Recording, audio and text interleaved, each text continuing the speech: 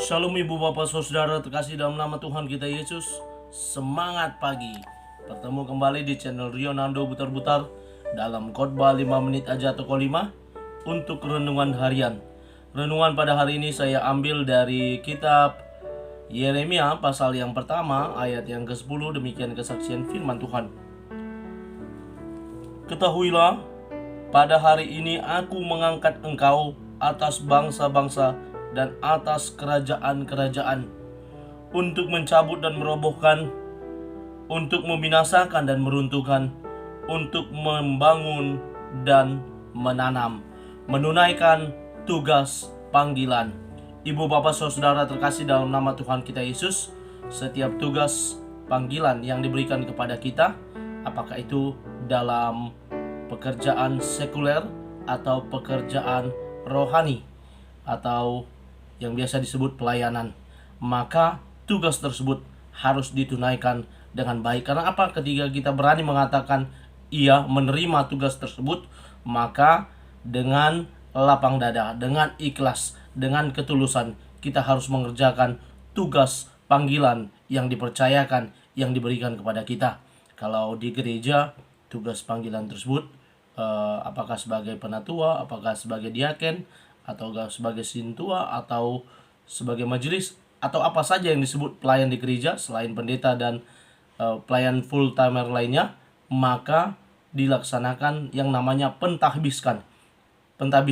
Ketika ditabiskan, maka curahan kuasa karunia Allah dinyatakan atas diri orang yang menerima tahbisan tersebut, dan dia menjadi kuat untuk melaksanakan tugas panggilan.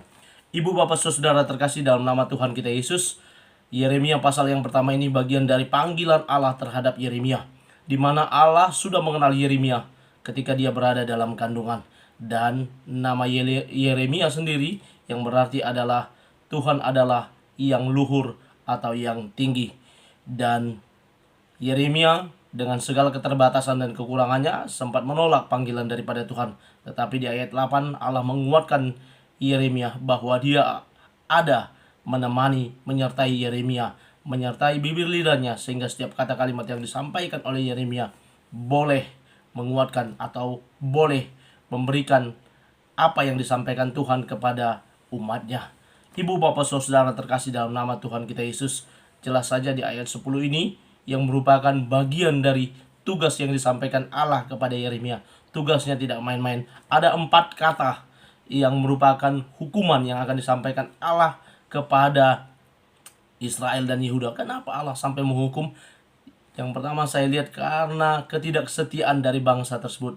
Malapetaka terjadi bukan karena Allah adalah sosok pribadi yang kejam atau jahat, tetapi Allah sedang mendisiplin bangsanya yang tidak setia dan tidak percaya, yang menjauhkan dirinya dari Allah. Ketika banyak nabi pada saat itu yang terus mengingatkan agar kembali setia kepada Allah, agar kembali mempercayai Allah dengan sepenuh hati, namun mereka tetap menjauh daripada Tuhan. Dan malapetaka hukuman ini harus diberikan oleh Allah sebagai bentuk konsekuensi dari tindak kejahatan yang dilakukan oleh umatnya. Dikatakan tugas Yeremia adalah yang pertama untuk mencabut dan merobohkan, membinasakan dan meruntuhkan. Bentuk dari hukuman yang akan Allah lakukan kepada bangsa itu. Benarlah, akhirnya bangsa itu akan terbuang ke Babel, di mana mereka tidak lagi tinggal di tanah leluhur mereka, di tanah kelahiran mereka, melainkan mereka menjadi budak di Babel sebagai bangsa yang terjajah. Namun malapetaka yang diberikan oleh Allah, ada juga tugas yang disampaikan Allah, ada pengharapan yang disampaikan dalam tugas ini kepada Yeremia, yakni dikatakan membangun dan menanam. Setelah tiba waktunya, yakni kalau kita lihat secara keseluruhan di kitab Yeremia, 70 tahun, setelah 70 tahun maka Allah mengembalikan bangsa itu dan mereka kembali membangun dan menanam. Bahkan di Babel pun mereka diperintahkan oleh Allah untuk menanam dan membangun sebagai bentuk kelanjutan hidup mereka.